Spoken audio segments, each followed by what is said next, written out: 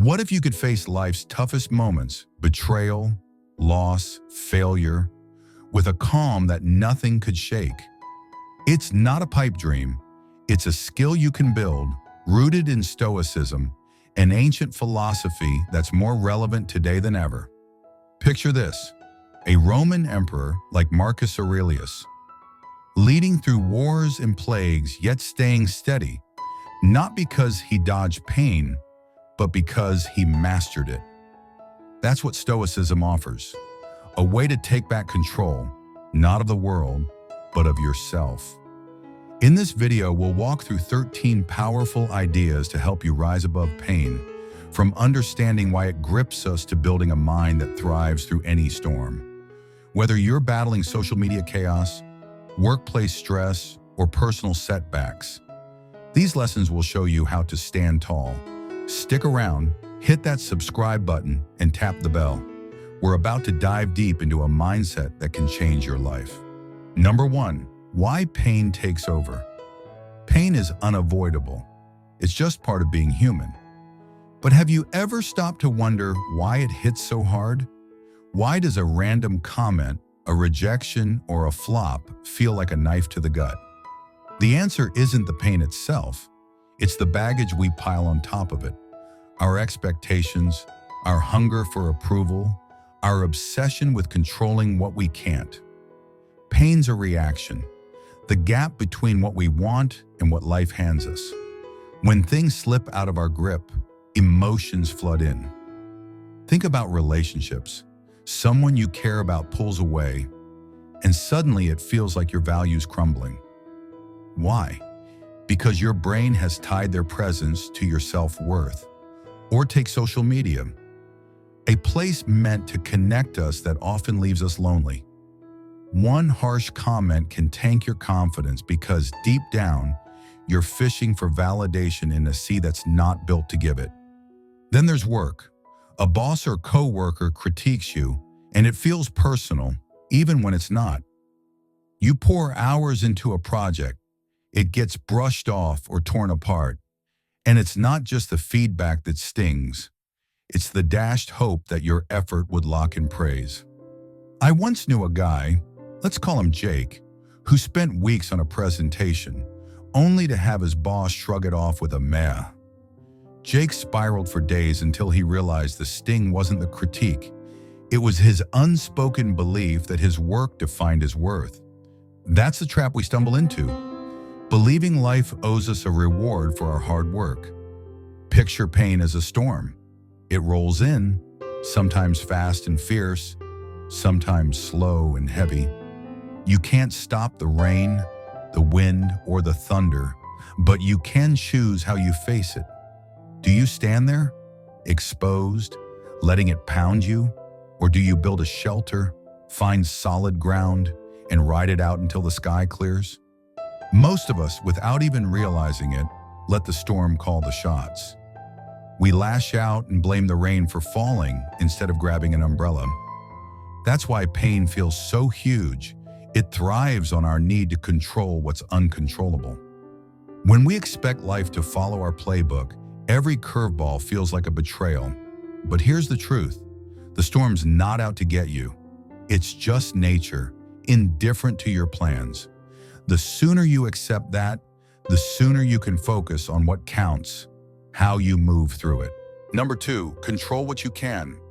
Stoicism boils down to one simple game-changing idea. Focus only on what's in your hands. The world, people's actions, circumstances, even the weather, are out of your reach. But how do you react? That's all on you. Marcus Aurelius, watching his empire crumble, knew he couldn't stop fate or nature. What he could do was steer his thoughts, his actions, and his responses. Stoicism says that by zeroing in on what you can control, you find peace, even when everything's falling apart. Picture this. You're in a packed room, voices yelling all around, opinions, demands, judgments, and insults, all fighting for your attention. You can't shut them up. You can't make them stop. But here's the secret. You don't have to listen. You get to pick what you tune into. Maybe your voice, your purpose, or just the quiet of the moment. No matter how loud it gets, you decide where your focus lands. I once had a friend who got dragged into a Twitter war. Hours wasted, blood pressure spiking. She finally stepped back, muted the thread, and said, "I don't have to play this game." That's Stoic power. That's life in a nutshell. We can't silence the noise, the criticism, the drama, the chaos, but we can choose what we give our energy to. Today, that's truer than ever. Social media is like that crowded room on steroids. Toxic comments, impossible standards, endless comparisons. One scroll can spark 1,000 negative thoughts, measuring your life against someone's highlight reel. But with Stoic detachment, you see that other people's opinions and pressures aren't worth your peace. You don't have to bite every hook. When office politics mess with your head, you can focus on doing solid work without getting sucked into the mess. When life throws a punch, you can remind yourself, I control my response, not the situation. Stoicism's real power isn't in bottling up feelings or ignoring life's hits. It's in picking where your energy goes. Let go of what you can't control, and you ditch pointless suffering. You unlock a calm that carries you through even the roughest waters. Number 3, acting like nothing hurts isn't denial. People get this wrong a lot. They think acting unbothered means stuffing down pain, locking up emotions, or faking it until you're numb. That's not it. It's not about pretending pain doesn't exist. It's about feeling it without letting it hijack you. Real strength lies in letting the hurt come, but not letting it steer your ship. Think of a still lake. Someone tosses in a pebble and ripples spread out, messing up the calm. But the lake doesn't fight it. It doesn't try to stop the waves. It lets them roll through, then settles back to peace. The water doesn't cling to the disturbance. It lets it fade. Pain's the same. When it hits, it's like that pebble. The first shock sends emotional waves, but they're not forever unless you hold on tight. Like the lake, you can let pain pass without letting it wreck your calm. I've tried this myself. After a rough breakup, I let the sadness wash over me, named it, then let it drift away instead of replaying the what-ifs for weeks. Here's a tip. When pain pops up, pause, name it. Say, "This is sadness," or "This is disappointment." Take a deep breath, let it sit for a second, and then let it go. Don't shove it away or drown in it. Just let it be, then move on. The point isn't to kill the emotion, it's to keep it from owning you. Over time, this builds a quiet strength that puts you back in control. Number 4, pain as your teacher. We usually treat pain like the bad guy, something to dodge or squash. But what if it's not the enemy? What if pain is one of your best teachers? It shows you the hidden parts of yourself, the weak spots, the growth zones, if you're willing to pay attention. Flip your view. Pain's not a wall, it's a guide. It goes from breaking you down to lighting the way up. Take heartbreak. When it hits, it feels like your world's in pieces. Every memory, every word stings. But down the road, that pain can teach you big things. What you value, where your lines are, where you gave too much or settled for too little. It's a brutal mirror, showing where you've shorted yourself and pointing you toward what's next. Heartbreak sucks, no doubt, but it can shape your self-worth, your grit, and your growth. A friend of mine, after a divorce, found she'd been ignoring her dreams for years. Pain woke her up to chase them. Want to turn pain into progress? Journal it. When you're hurting, big or small, write it down. What's the feeling? What's it trying to tell you? Is it about boundaries, self-love, or living your values? Spill it all out. Over time, you'll spot patterns, repeated hurts, or places you've toughened up. Journaling turns the mess into a map, helping you grow smarter and stronger instead of just reacting. Number 5. Resilience takes work. Acting like nothing hurts isn't instant. It's a grind. Think of it as training for a marathon. You don't roll out of bed ready to crush 26 miles. You build it, step by step, mile by mile, until you're ready for the long haul. Resilience is the same. It's a muscle that grows every time you face a hit and choose calm over chaos. The more you flex it, the easier it gets to roll with life's punches. Start small. Every morning, name 3 things you're grateful for: the sun on your face, a friend's support, another shot at the day. Gratitude flips your lens from what's broken to what's solid. Add affirmations. I'm tough. I can handle this with grace. I'll stay steady today. Say it like you mean it. It sets your vibe. Then visualize. Picture yourself nailing a tough moment, staying cool under pressure. See it, feel it. I started this after a rough patch at work. 5 minutes a day shifted my whole mindset. Life's no sprint. Resilience builds over time, not in one big burst. Some days you'll trip, others you'll cruise. Every step counts. Keep at it, and those storms won't knock you flat. You'll stand taller, not because you skipped the pain, but because you mastered moving through it. Number 6, detachment, not coldness. Detachment gets a bad rap. People think it's going ice cold or not caring. Wrong. It's not about apathy. It's about not letting the outside world yank your peace or define you. You can care a lot and still not let life's roller coaster run your emotions. It's strength, letting you think instead of freaking out. Say you lose a job. It's a gut punch, frustration, confusion, maybe embarrassment. But step back, detach, and it's not the end. It's a door.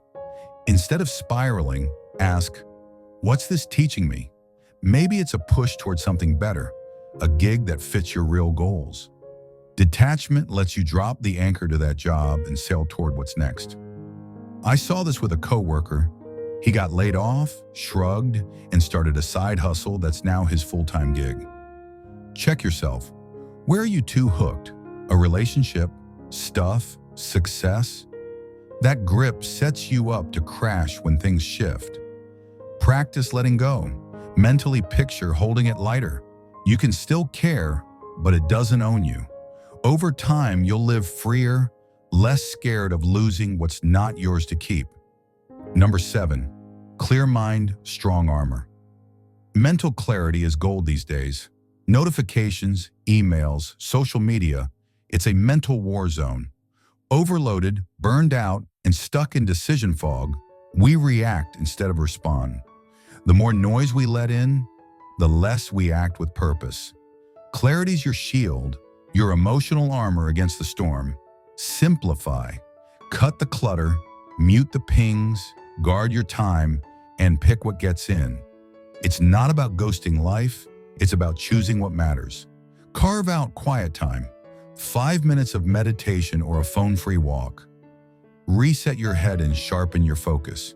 Your mind's a garden. Weed out the junk, nurture the good, and watch it thrive. I ditched my phone for an hour each night. Best decision for my sanity.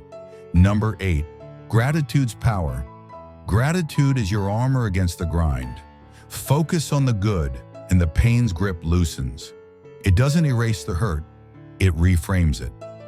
In a world drowning in negativity, gratitude's a lifeline. Facing loss, it's brutal, but there's still light, memories, lessons, and chances ahead. It balances the heavy and keeps you grounded. Try this. Every day, jot down 3 things you're thankful for. Coffee's warmth, a buddy's laugh, a clear sky. On rough days, it's a lifeline. Over time, it rewires you to spot the wins, building a mindset that rolls with the hits. After losing a pet, I started this. Gratitude didn't fix the pain, but it kept me from sinking.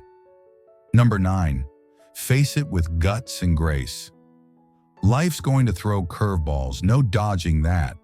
The trick isn't escaping pain, it's meeting it with courage and calm. That's the beauty. You walk through storms without getting swept away. Strength isn't in sidestepping hurt, it's in standing tall through it. The Stoics nailed it. We can't control the chaos, but we can control ourselves. Practice that, and pain loses its edge. It doesn't shatter you, it shapes you. Every struggle's a chance to grow tougher, sharper, and truer. Stop letting pain write your story, and you'll live freer and fearless. Number 10, the power of perspective. Stoicism isn't just about enduring, it's about reframing.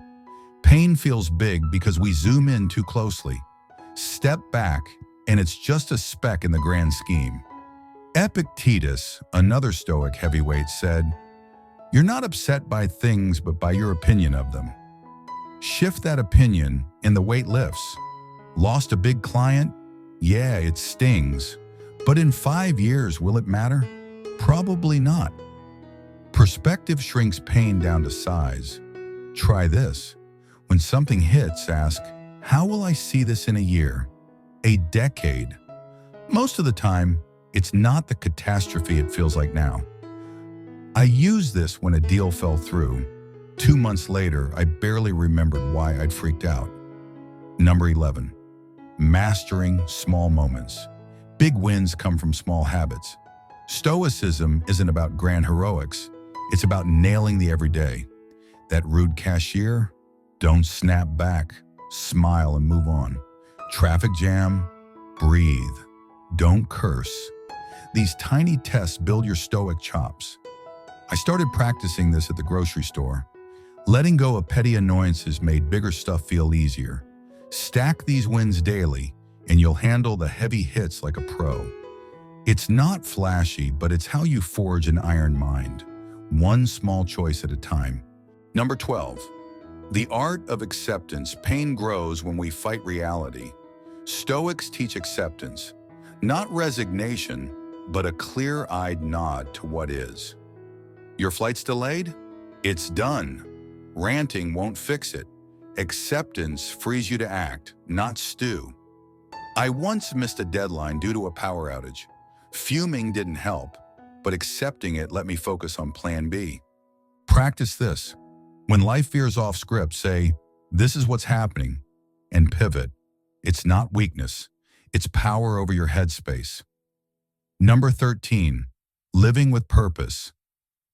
Pain loses its bite when you've got a North Star. Stoicism isn't just about surviving, it's about thriving with meaning. What's your why? Family, growth, impact? Anchor to that, and setbacks feel less personal. A buddy of mine, a single dad, leans on raising his kid. Job stress fades when he's got that purpose in sight. Find yours. Write it down and revisit it. When pain strikes, it's a detour, not a dead end. Purpose keeps you moving. Conclusion. You're not your pain, you're how you rise from it. Stand up, move with purpose, and know your strength has your back. These 13 ideas, from controlling your focus to living with purpose, aren't just theory, they're tools. Start small, pick one today. Maybe it's naming your pain, cutting the noise, or finding 3 things to be grateful for. Build from there. Challenges don't break you. They build you. Tougher, wiser, freer. You're stronger than you think. If this sparks something in you, hit that subscribe button. Join us for more on resilience and Stoic wisdom. Drop a comment. Which of these 13 hits home? How will you use it this week? Share this with someone who needs a lift. Let's grow stronger together. See you in the next one.